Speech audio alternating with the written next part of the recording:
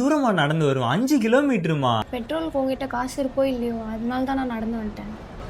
கஷ்டமோ நஷ்டமோ எல்லாம் என்னோட போட்டோம். நீ முதல்ல உன்னை பார்த்துக்கோண்ணா. செருப்பை பாரு. நல்ல வேலைடா, எங்க அண்ணா கிட்ட ஏதோ சென்டிமெண்டா பேசி சமாளிச்சிட்டேன். எனக்கு தெரியாம லவ் பண்றது எவ்வளோ கஷ்டமா இருக்கு.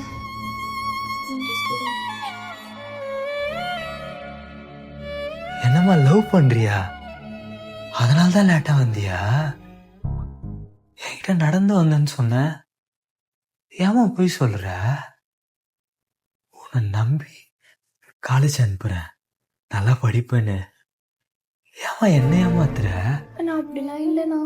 இதுல வேற செருப்பு வாங்க மாட்ற, சட்டை ஒழுங்கா இல்ல அப்படின்னு என்னை பத்தி கவலைப்படுற மாதிரி பேசுனியம்மா. ஏமா இப்படிலாம் நடிக்கிறீங்க? அண்ணா நான் நடிக்கலாம் இல்லைண்ணா. உண்மையா உன்னை பத்தி நான் கவலைப்படுறேண்ணா. நான் ஃப்ரெண்டு கிட்ட தானே பேசிட்டு இருந்தேன். ஓ, ஃப்ரெண்டு கிட்ட தான் பேசிட்டு இருந்தல்லம்மா. நான் தான் கேட்டேனேம்மா, வீட்டுக்கு தெரியாமல் லவ் பண்ணுறது உனக்கு அவ்வளோ கஷ்டம் இல்லைம்மா, அதுவும் என்னை ஏமாத்துறது ரொம்ப ஈஸி. இவன் சென்டிமெண்ட்டாக 4 வார்த்தை பேசினா நம்மளை நம்பிடுவான் அப்படின்னு நினைக்கிறல்லம்மா. நீ என்ன ஏமாத்தலம்மா, உன்னையே நீ ஏமாத்திக்கிற. ஏம்மா என்னெல்லாம் போய் ஏமாத்துறியம்மா? உன் மேலே எவ்வளோ நம்பிக்கை வச்சிருக்கேன் தெரியுமாம்மா?